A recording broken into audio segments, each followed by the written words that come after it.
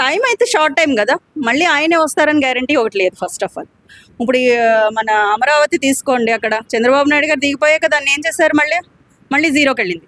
మళ్ళీ ఆయన రీస్టార్ట్ చేయాలి. మళ్ళీ 5 years లోపల అది అవ్వకపోతే మళ్ళీ అగైన్ దేర్. అలాగే ఇక్కడ కూడా అంతే కదా, ఇంకా ఆల్రెడీ 2 years కంప్లీటెడ్. ఆయన ఇంకా ఇప్పుడు ఇది తీసుకుని ఇది చేసాడు. Maybe I don't know how much it will take. ఆయన అంతా ఇల్లంతా పడగొట్టేసాక ఆయన దిగిపోయారు అనుకోండి, అప్పుడు ఏంటి పరిస్థితి? ఆ ప్రాజెక్ట్ ఆగిపోతుంది, ఇల్లు లేని వాళ్ళు అవుతారు. ఇది జరిగేది. సో ఇప్పుడు ఇక్కడ చాలా మంది ఎడ్యుకేషన్ పీపుల్స్ ఉన్నారు, అవుట్ నుంచి వచ్చి ఇక్కడ స్టే అయిపోయి ఉన్న వాళ్ళు ఉన్నారు. సో వాళ్ళ పరిస్థితి ఏమంటారు? ఉన్న పలంగా వెళ్ళిపోమని ఉన్న పళంగా వెళ్ళిపోమంటే ఎవరికైనా కష్టమే. వాళ్ళ పరిస్థితి కాదు, ఎవరి పరిస్థితి అయినా కాదు. ఉన్న పళంగా వెళ్ళిపోమంటే ఎవరికైనా కష్టమే. వాళ్ళు ఇంకా టైం ఇస్తారా ఇవ్వరా, ఈ క్లారిటీస్ అయితే ఇంకా మాకు ఇవ్వలేదు. ఇంకోటి ఏంటంటే ఇంతకు ముందుకే హైడ్రాలో కూడా నోటీసులు వచ్చాయి అపార్ట్మెంట్స్ అని చెప్పేసి విన్నాం. ఎంతవరకు నిజం? హైడ్రా వచ్చిందా?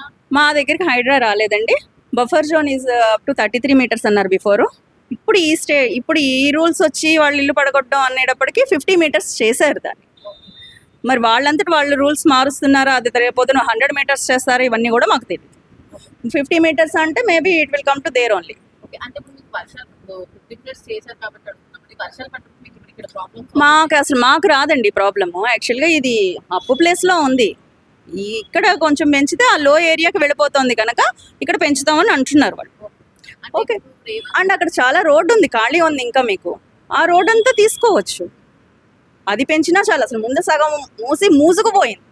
దాన్ని తీసేస్తే, పూడికలు తీసేస్తే కూడా అసలు ఎవరికి ఏ ప్రాబ్లం రాదు. ఇంకో క్లాస్ ఇన్ కేస్ మీరు ఎవరికి ఏం చెప్పాలనుకుంటున్నారంటే మీ అపార్ట్మెంట్స్ గురించి? మా అపార్ట్మెంట్స్ కూల్చకుండా ఏ ప్లాన్ అయినా మార్చుకుని అక్కడ ఏం చేసుకున్నా మాకు అభ్యంతరం లేదు. First clean the మోసీ and save the మోసీ. And అక్కడ మా మహాత్మా గాంధీ గారు హస్తికలు కలిపారన్నారు. ఫస్ట్ అది క్లీన్ చేయించి ముందు దాన్ని శుభ్రమైన నీరు పారేలా చూడమనండి, తర్వాత బ్యూటిఫికేషన్ చేసుకోండి.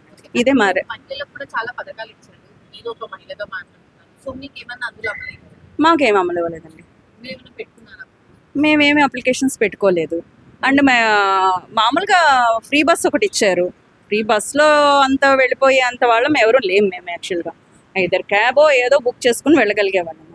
అండ్ జెంట్స్ అందరికీ డబల్ టికెట్ చేశారట, అది కూడా నాకు తెలియదు. మేము బస్సులో వెళ్ళే వాళ్ళం అయితే చాలా తక్కువ మంది. హౌస్ వైఫ్ ఎక్కువ మంది ఉన్నారు, ఎంప్లాయీస్ తక్కువ మంది ఉన్నారు. Maybe employees may are using it. ఇంకోటి